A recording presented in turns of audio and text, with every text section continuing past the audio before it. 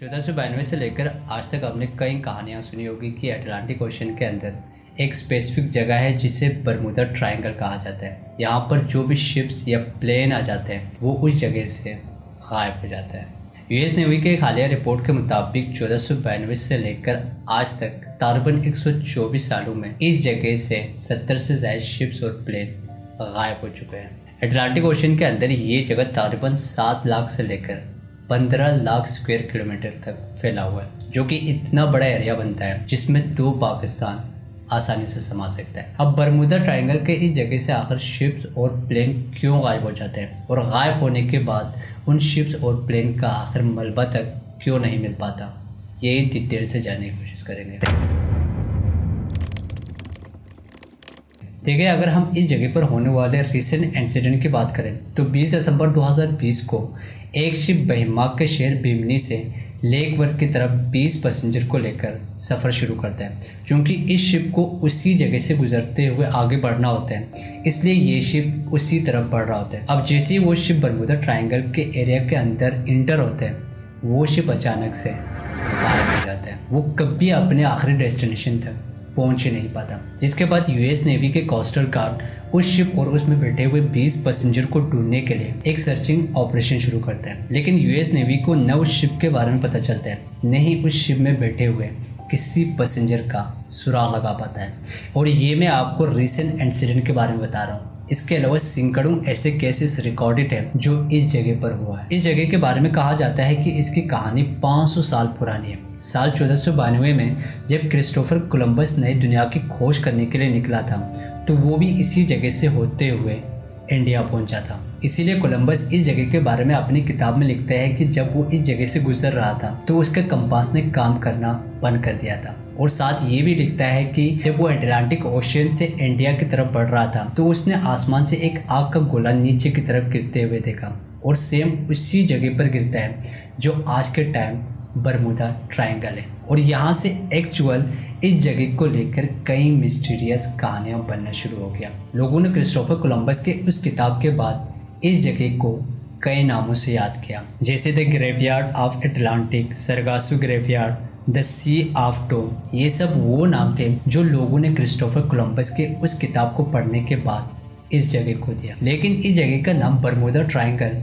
पहली बार 1964 में अमेरिका के एक मैगजीन अरगासो ने यूज़ किया। उस मैगजीन ने एक आर्टिकल पब्लिश की जिसमें इस जगह पर होने वाले तमाम इंसिडेंट को एक दूसरे से कनेक्ट करने की कोशिश की कि मानो यहाँ पर कोई एक्सटर्नल फोर्स है जो इन तमाम शिप्स और प्लेन को गायब कर रहा है। और ये पहली बार था जब लोगों ने इस जगह का एक नया नाम और एक नई कहानी सुनी कि सच में यहाँ पर कोई एक्सटर्नल फोर्स है जो इन तमाम शिप्स और प्लेन को गायब कर रहे हैं। और ये कहानी नस्ल दर नस्ल चलती गई और हमारे जहनों में पुख्ता होते गए। वापस से इस जगह पर होने वाले एक और इंसिडेंट की बात करें तो 1945 में तकरीबन 2 बजे के करीब अमेरिका के 5 टॉर्पीडो एयरक्राफ्ट फ्लोरिडा से टेक ऑफ करती है। फ्लाइट में टोटल 14 क्रू मेंबर होते हैं जिनको लीड कर रहा होता है जॉर्ज टेलर। टेक ऑफ के 5 किलोमीटर तक सब कुछ ठीक चल रहा होता है, लेकिन 5 किलोमीटर के बाद जैसे ही वो पांचों जहाज बरमूडा ट्रायंगल के उसी एरिया के अंदर एंटर करता है, उनके कंपासेस काम करना बंद कर देता है। इसीलिए जॉर्ज टेलर बाकी तमाम पायलट को रेडियो ट्रांसमीटर के जरिए कांटेक्ट करता है, तो उन्हें पता चलता है कि किसी का भी कंपासेस सही से काम नहीं कर रहा है। जिसके बाद जॉर्ज टेलर तमाम पायलट को एक मैसेज भेजता है।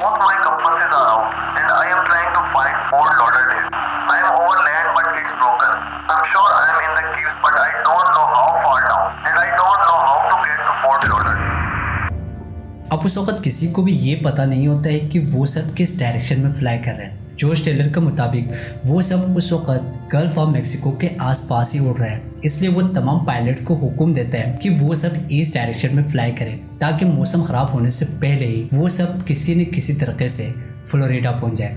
लेकिन क्रू मेंबर में से कुछ को लगता है कि वो ऑलरेडी ईस्ट डायरेक्शन में फ्लाई कर रहे हैं, इसलिए उन सबको वेस्ट डायरेक्शन में फ्लाई करना चाहिए। अब चूंकि जॉर्ज टेलर उन तमाम का लीडर होता है, इसलिए उन तमाम पायलट्स को जॉर्ज टेलर का मानना पड़ता है और सब के सब ईस्ट डायरेक्शन में फ्लाई करता है।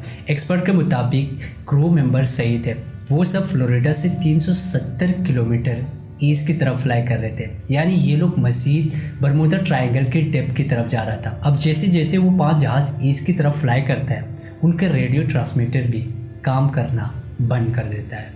जब जॉर्ज टेलर का वो मैसेज यूएस नेवी तक पहुंचता है, तो यूएस नेवी उन 5 जहाज को ढूंढने के लिए 13 मेंबर पर मुश्तमिल एक सर्चिंग ऑपरेशन टीम तैयार करते हैं और वो टीम उन 5 जहाज और उनमें बैठे हुए 14 क्रू मेंबरों को ढूंढने के लिए निकलता है। लेकिन 5 जहाज़ों को ढूंढने के लिए बनाए गए 13 मेंबर की टीम की जहाज भी सेम उसी जगह पर आकर गायब हो जाते हैं जहां पर वो 5 जहाज गायब हुए थे। जिसके बाद यूएस नेवी गायब होने वाले उन तमाम जहाज और प्लेन को ढूंढने के लिए उस वक़्त का सबसे बड़ा ऑपरेशन शुरू करता है, जिसमें तकरीबन 248 प्लेन, 18 सरफेस एयरक्राफ्ट के अलावा 10 से ज़ायद शिप के थ्रू गायब होने वाले तमाम क्रू मेंबर और शिप्स को ढूंढने की कोशिश करते हैं और अटलांटिक ओशन के तकरीबन 2 लाख स्क्वायर किलोमीटर को छान मारते हैं। लेकिन वो ऑपरेशन भी मुकम्मल तौर पर फेल हो जाता है। अब आप भी सोच रहे होंगे कि यहाँ से जहाज़ और शिप्स क्यों गायब होते हैं। गायब होने के बाद उन जहाज़ के बारे में आज तक क्यों नहीं पता चल पाया।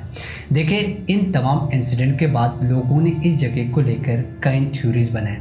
किसी ने कहा कि यहाँ पर कोई सी मॉन्स्टर रहता है जो इन तमाम जहाज़ और प्लेन को निकल रहा है। तो किसी ने कहा ये जगह किसी दूसरी दुनिया में जाने के लिए दरवाज़ा है। तो कुछ लोगों ने यहाँ तक कहा कि यहाँ पर एलियन बसता है जो इन तमाम शिप्स और प्लेन को अपनी दुनिया में लेके जा रहे हैं। खैर, ये सब तो थ्योरीज़ की बात हो गई, लेकिन हम यहाँ पर थ्योरीज़ की नहीं बल्कि फैक्ट से रिलेटेड बात करेंगे कि आखिर यहाँ से शिप्स और प्लेन गायब क्यों हो रहे हैं। तो 3 मेन वजह हो सकती है जिस वजह से बरमूदा ट्रायंगल के इस एरिया में शिप्स और जहाज़ गायब हो रहे हैं। पहला फैक्टर है हाई इंटेंसिटी हैरिकेन्स। अटलांटिक ओशन के इस जगह पर यानी बरमूदा ट्रायंगल के इस एरिया में हाई इंटेंसिटी वाले हैरिकेन चलती रहती है। हो सकता है कि जब शिप यहाँ से गुजर रहा हो और उस हैरिकेन से टकराया हो, जिस वजह से उस हैरिकेन ने उस शिप को तहस नहस कर दिया हो। तो ये पहली वजह हो सकती है जिस वजह से यहाँ से शिप गायब हो रहा है। इसके अलावा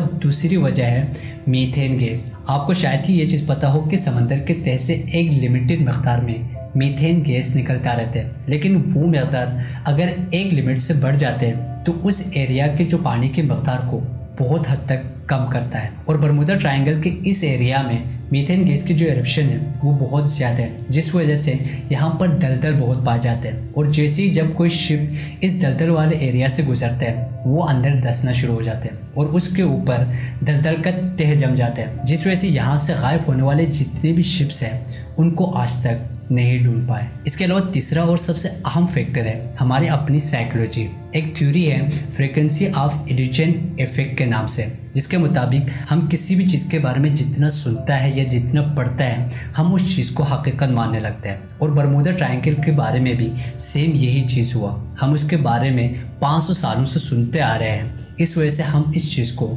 हकीकत मानते हैं। हालांकि दुनिया में और भी बहुत सारी जगह हैं जहाँ पर इस तरह के वाक़यात होते रहते हैं, लेकिन उन जगहों को कभी भी इतनी पॉपुलैरिटी नहीं मिल पाई जितनी बरमूदा ट्रायंगल को मिला, क्योंकि बरमूदा ट्रायंगल के बारे में पिछले 5 सालों से मुख्तलिफ कहानियाँ, मूवीज़ और डॉक्यूमेंट्रीज बनते आ रहे हैं। इस वजह से ये सारी चीज़ें हमारे सबकॉन्शियस के अंदर बैठ चुका है। मिसाल के तौर पर जापान के नज़दीक जो ड्रैगन ट्रायंगल है वहाँ भी सेम इसी तरह के वाक़यात पिछले कई सालों से होते आ रहे हैं, लेकिन उन सबको कभी भी पॉपुलैरिटी नहीं मिल पाई।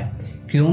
क्योंकि उसके बारे में कभी ना कोई मूवी बनी, ना ही डॉक्यूमेंट्री। इस वजह से इसके बारे में लोगों को पता तक नहीं है। लेकिन बरमूदा ट्रायंगल के बारे में हम पिछले 500 सालों से सुनते आ रहे हैं, इस वजह से हम सब ये मानने लगा है कि यहाँ पर कोई एक्सटर्नल फोर्स है जो इन तमाम चीज़ों को गायब कर रहे हैं। हकीकत में ये सारी चीज़ें मनगढ़ंत कहानियाँ हैं।